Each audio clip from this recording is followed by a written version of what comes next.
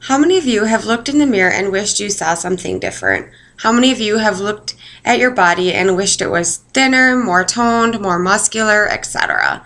How many of you have bought into food brands with the lower sugar or 94% less fat, etc.? These are all ways that people today try to become, in today's society, beautiful, along with plastic surgery, liposuction, and Botox injections. But the most deadliest of all, eating disorders, steadily takes lives of more and more women and men each year. It's often swept under the rug because people aren't willing to talk about it. But contrary to common belief, this is not something people choose to have, nor is it a cry for attention. It is a serious illness with genetic factors, social expectations, and coexisting mental illnesses that all contribute to someone developing and having an eating disorder. With genetics, there have been studies of sets of twins that conclude that there is biological evidence that genes do in fact play a role in someone having or developing an eating disorder. The chemical in your brain, serotonin, helps regulate mood and appetite, and having an imbalance of this chemical can cause depression, anxiety, and severe perfectionism, which is a quality that has been studied and well known with people that have eating disorders. Not saying everyone that has an eating disorder has perfectionism, but it is very, very common. And having an eating disorder affects the body's ability to produce and maintain serotonin levels. Thus, it's kind of that cycle. Not enough serotonin, you can get depressed and anxious, but then on the other hand, with continuing your eating disorder, your body can't produce that serotonin that you need to, be happy and healthy. The biggest one for me and for a lot of people that I know is the society's expectations. If you even just watch half an hour of TV, most of the ads are brands trying to convince you that you don't look perfect, you don't look beautiful the way you are, that you do in fact need their product to make you more beautiful, more skinnier, more toned, whatever it may be. There's also the thinspo culture, which is websites that are for anorexia and bulimia, and they encourage it. They encourage the people on there to continue to lose weight in the quest to be perfect, is what they say. These are very, very dangerous websites, and there have been people that have died as a direct result of being a longtime member of these websites. A lot of it is also peer pressure. If you even are aware of conversations you have with your friends, for women especially, and men too, but for women, a lot of it is negative self-talk. I need to lose 10 pounds. I wish this, I wish that about my body. Rarely do you hear people talking about how proud they are of their bodies, that they like the way they look. It's always, I wish I was skinnier, I wish I was more toned.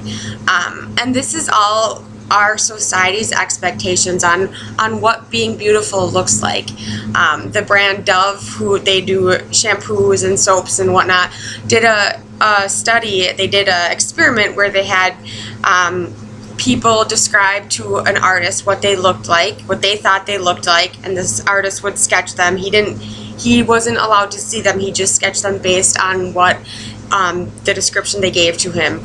And then they had someone else come in who had seen the same person, not knowing them, but just had seen them, have them describe the same person to the artist, and then they showed the two images side by side. And it was amazing how much more negative our descriptions are of ourselves than what other people see. We're our own worst critics, and we're taught that that's okay, that if you just use this brand or that brand or this and that you'll become more beautiful.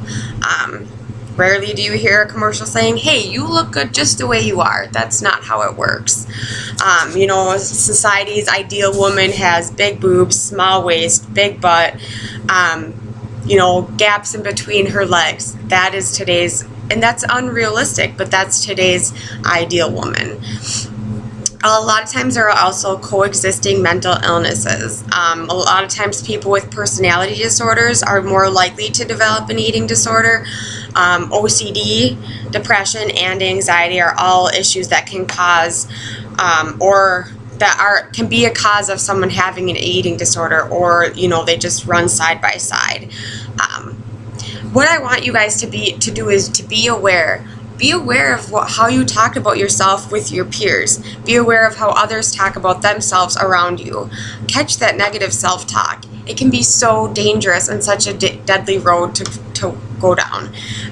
Be aware of what you take in from TV and media, magazines, newspapers, ads. It's all trying to get you to use their product and to convince you that you're not perfect just the way you are. And just having healthy conversations with yourself, with your friends, with your coworkers, be it man or woman. This is something that can affect both. When I was in eating disorder treatment, there were men in there too. It doesn't discriminate between the two. This is an issue that is really dear to my heart, having struggled with an eating disorder for 7 years. I am so much more aware of the way other people talk about themselves, about the way other people judge other people. Oh my gosh, look at her wearing those jeans. Who does she think she is? Stuff like that. It doesn't help anyone. It doesn't solve anything. If anything, it just makes people more aware of how they're not as pretty or as beautiful, or as their body's not as perfect as it could be. Eating disorders are just not something to be taken lightly. It's a deadly disease that takes lives each year. I know people that have died as a direct result from their eating disorder, and it's so sad. People just don't just choose to have an eating disorder. It's not a cry for attention. There are many complex factors that contribute to someone developing and having an eating disorder. It's important. This is a super important issue that shouldn't be swept under the rug anymore. It's time to speak out and stand up for ourselves, both men and women. Stand up that, we're okay just the way we are. We're all perfectly imperfect, and that's the way it should be.